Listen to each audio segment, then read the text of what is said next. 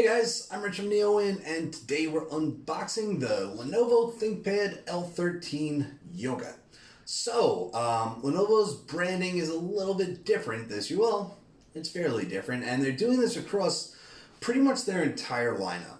So, this is the L13. Last year was called the predecessor to this would be the L390 Yoga, and they did this not only with ThinkPads, with everything. You know, even though the ThinkPad P series, the ThinkPad, there's the P43 and the P53. Oh no, it's now the P. You know, it was the 43 and the 53. Now it's the 14 and P14 and P15. Yeah. So you know, we got the Yoga Slim 7 now instead of the S750. They'd probably be up to or something like that. So they've changed around the brands a lot in the last couple of years. So ThinkPads have mostly remained the same. Obviously, after it was, 370, 380, 390, and then where do you go after 90? So they just kind of simplified things. 13 means the screen size. Okay, for the T series, you got the T14 for the 14-inch, the T15 for the 15-inch. And the Yoga obviously means it's a convertible. Now, the interesting thing about this unit is that I believe it has an 8th gen processor in it, which is a shame because, well, according to the reviewer's guide, it has an 8th gen processor in it. And one of the key new features of the L13 Yoga is 10th gen processors. So I'm not sure what's going on here. When they offered this to me, I'm like, sure, I'll take it. I haven't reviewed one of the new 10th gen ThinkPads yet. And then they sent me the reviewer's guide, and apparently it's got a Core i5-8265U in it. And I didn't even know this thing comes with an 8265U. And all throughout the reviewer's guide, it boasts the new 10th gen processors, and then it seems like they sent me one with an 8th gen processor. So let's get this out of the box. I love the ThinkPad convertibles. Like, anybody who knows me knows that I love the X1 Yoga. I love the pen garage. It's pretty much an all-in-one solution. I like the pen garage because one of the issues that I've found with convertibles and tablets and stuff is just pen storage is kind of a nightmare because, I don't use the pen much. I'd say about 95% of the time I'm using it as a regular laptop. So when I want the pen, I want it to be there, but I also don't want it to be attached to the side and just kind of come along with me in that way and take up space. What I like is that there's a little pen garage right here, and there's the pen. It takes up no space. I don't even know it's there until I need it. And that way, and if I need to fill out a form, sign a PDF or something, I can just be using it, load up the PDF, pull it out, pull out the pen, and then I'm good to go. That's what I really like about this ThinkPad design. It doesn't have the lift and lock keyboard anymore. That's something that Lenovo got rid of last year when they did the aluminum ThinkPad X1 Yoga. The lift and lock keyboard was really cool. When you'd fold back the screen, the keys would actually go flat against the keyboard deck. And that way they wouldn't get in the way when you're using it as a tablet. And it was really nice. But, of course, there's a lot of engineering that goes into it. It takes up space, actually, inside the chassis. And it just didn't make sense to do anymore, I guess. Inside the box, we also have a charger. And this is going to be USB Type-C, as all ThinkPads are now. There's the power cable. We can pull out the brick. We're going to see... Ooh, this is a new shape for Lenovo chargers. This is nice, kind of rounded edges here. And this is 65 watts. All right, we're going to keep this out because it's new and fancy. And I like it. That's pretty cool. All right, and that's what we got in the box. So if we take a look here, this is sort of a different ThinkPad logo than we've seen on most ThinkPads. Usually it's stamped in. This is more of a... I don't know, probably a sticker. I could probably pull this off, but that's just the way that is. Standard ThinkPad design. It's black, silver hinges. The ports we've got USB 3.1 Gen 1 Type A. The Type C that we're going to see on the other side is also USB 3.1 Gen 1 HDMI 1.4, so you're not going to be plugging in a 4K monitor or anything. Like I said, both of these USB Type-C ports are USB 3.1 Gen 1. That means that you're going to get 5 gigabit per second data transfer speeds, so there's no Thunderbolt 3 here, which is fine at this price point. And of course, we have the mechanical docking area over here. And by the way, that price point that this is being offered at is $749.99. Remember, this is a business laptop, so you're getting a fair bit of tech for that price.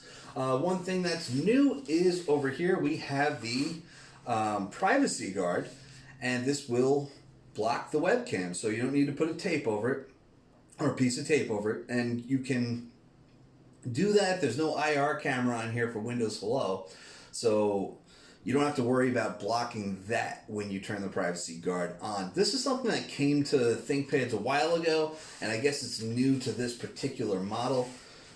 Keyboard, solid keyboard as always. ThinkPads are renowned for their keyboard, so that's always nice. Although you do have the track point here, which most people that I've spoken to do not like. It's something that's been there since the dawn of ThinkPad, probably about 26 years ago, and I don't think Lenovo is ever going to get rid of it. It's something that is a staple to the brand, and I think that's why we have the new ThinkBook series, because it kind of allows them to get away from the things that make a ThinkPad, because you have these ThinkPad loyalists out there that don't want change, and we have these physical buttons above the trackpad. Like, the trackpad is clickable in itself, but we have these physical buttons above it, and so you can use that with the track point. And honestly, I'm not a track point fan. I've reviewed so many ThinkPads, I've tried to use it, and I can't get used to it. I'm a trackpad man, and that's just how it is. But hey, it's there if you need it, and for me, I just ignore it. It's not hard to ignore if you don't like it. So looking at the screen, this is actually quite nice. The display is full HD, 300 nits, 800 to 1 contrast ratio, and what I want to see... Whoa, this... Alright, there we go. Trackpad seemed a little wonky there for a second. Now, I just want to see if they really put an 8th gen processor in here. They did not! Okay, so the reviewer's guide was just inaccurate. This is a Core i5-10210U, which is a quad-core processor with 8 threads. It's from the Comet Lake series. And you'll notice that all business laptops that come with 10th gen CPUs, they all have Comet Lake rather than Ice Lake. And the reason for that is because there is no Ice Lake V Pro. There is a Comet Lake V Pro now. This is not the V Pro version. That would be the Core i5-10310U.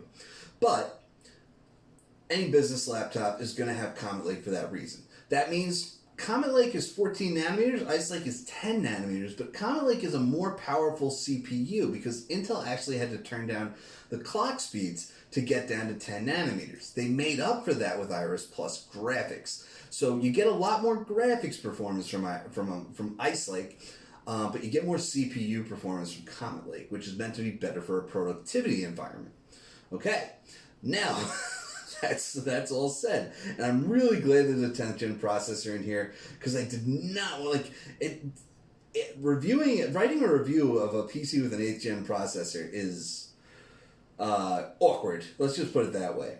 Okay, there's no bloatware on here. This is true of all ThinkPads. You don't even get antivirus, which is awesome.